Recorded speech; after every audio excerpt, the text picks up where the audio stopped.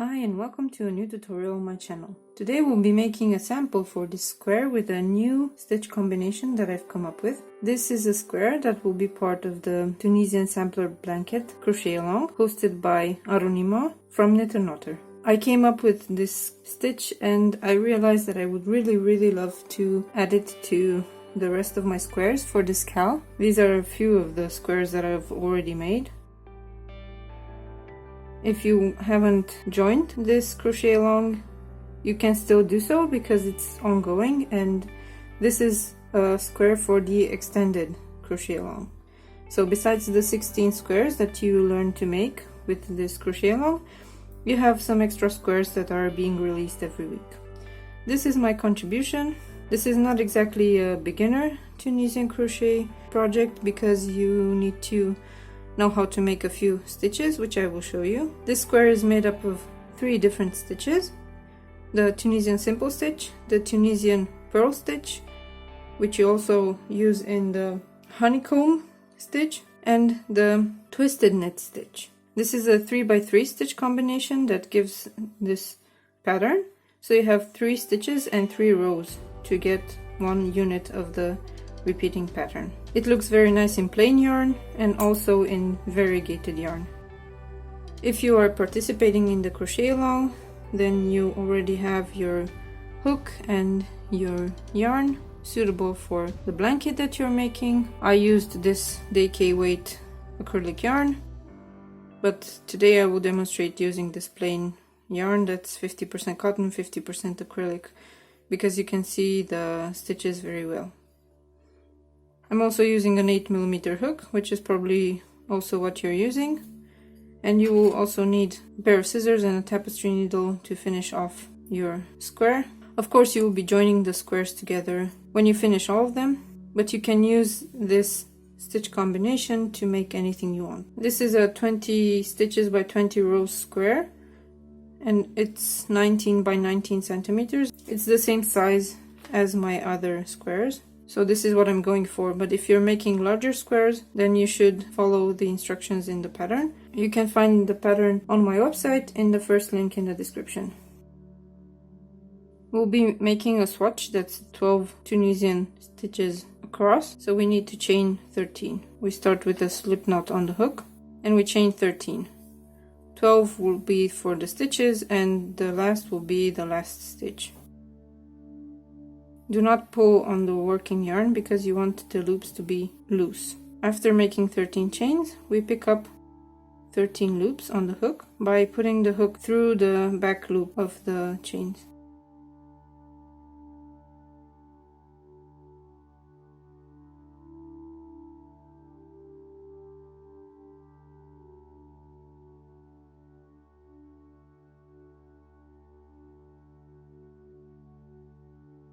Now there should be 14 loops on the hook. We have the first stitch, then 12 loops for the main body of this piece, and then the last stitch. To return, we chain 1, yarn over, pull through 2 to the beginning of the row.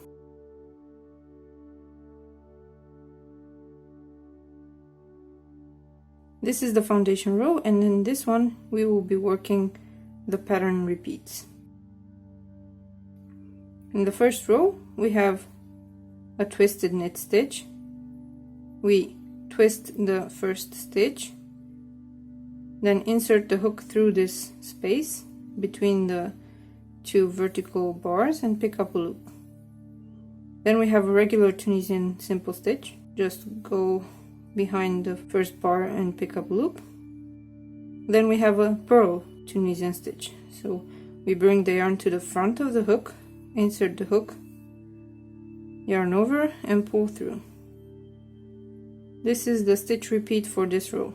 So we have a Tunisian twisted knit stitch. We twist the stitch, we insert the hook, pick up a loop. Simple stitch, purl stitch, bring the yarn to the front, insert hook, yarn over, pull through. Again, twisted knit stitch, simple stitch, purl stitch, twisted knit stitch, simple stitch, purl stitch. We have reached the end of the row, so we pick up the last stitch behind these 2 vertical bars. Insert the hook, pick up a loop. Now we have the return row, chain 1, yarn over, pull through 2 to the beginning.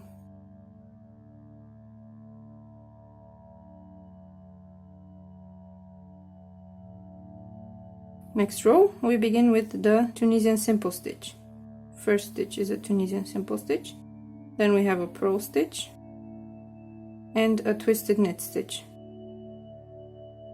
We twist the loop, insert the hook through, yarn over and pull up loop. Then another simple stitch, purl, twisted knit, simple stitch, purl,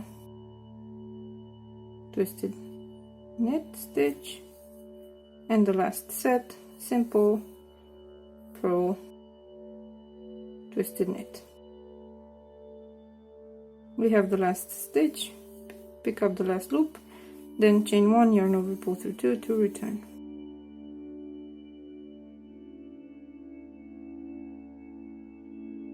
The last row of this sequence begins with a purl stitch, then we have the twisted knit stitch and a simple stitch. Again, purl stitch, twisted knit, simple stitch, purl stitch, twisted knit, simple stitch, and again purl stitch, twisted knit stitch, and simple stitch. We pick up the last loop behind these 2 vertical bars, then chain 1, yarn over, pull through 2 to return.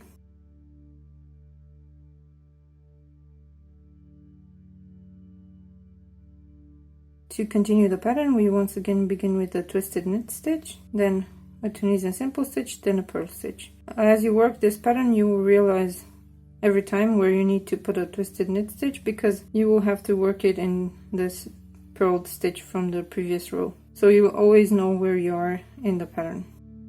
Since this was a purled stitch, we know this is a twisted knit stitch.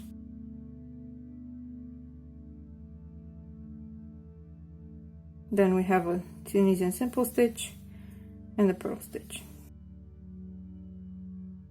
All the way to the end of the row, twisted, simple, purl.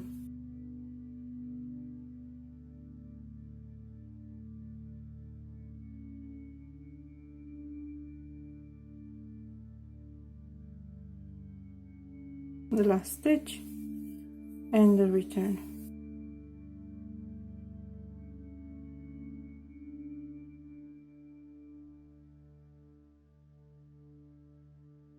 I will show you 2 more rows before we bind off, and by then you should be familiar enough with the instructions in the pattern for the square for the crochet along. We start with a simple stitch, purl, twisted knit, simple, purl, twisted knit, and so on.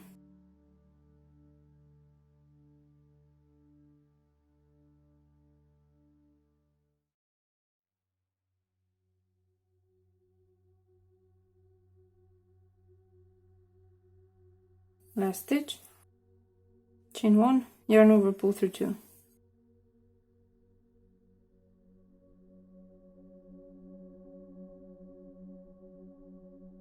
And the last row in this repetition begins with a purl stitch, then we have a twisted knit stitch and a simple stitch.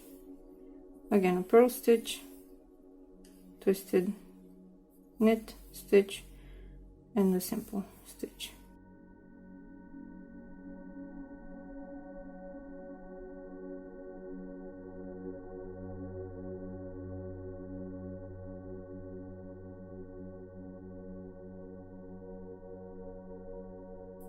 Last stitch and return.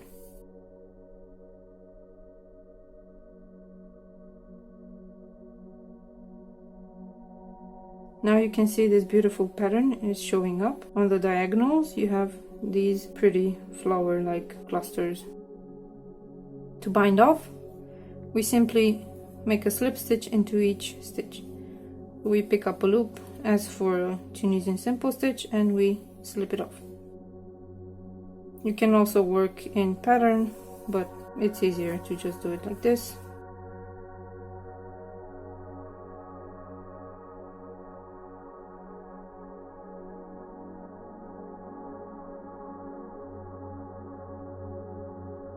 That's it for my little swatch. You can see it's 10 centimeters across, even though it's made of 12 stitches. So we'll be using this gauge to get you to have the perfect size of your square. The height for 7 rows, that's the base row or the foundation row plus the 6 extra rows, is 6 centimeters. For me, I'd need 5 more rows to get to 10 centimeters in height. But the good thing about this square is that you work as much as you need to get the square shape. I think this pattern looks excellent in simple colored yarns with light colors, especially in pastels. You can see it looks great in this light blue. In this very colored yarn, it's much more subtle, so you can't really see the clusters as well as in another yarn. If you have any questions about this pattern, please don't hesitate to ask them in the comments below or on my blog. I'm happy to answer any questions. I hope this video has been very clear and entertaining for you, and that you will make many beautiful squares with this pattern, and maybe, who knows, other things as well. Thank you so much for watching, and I'll see you next time. Bye!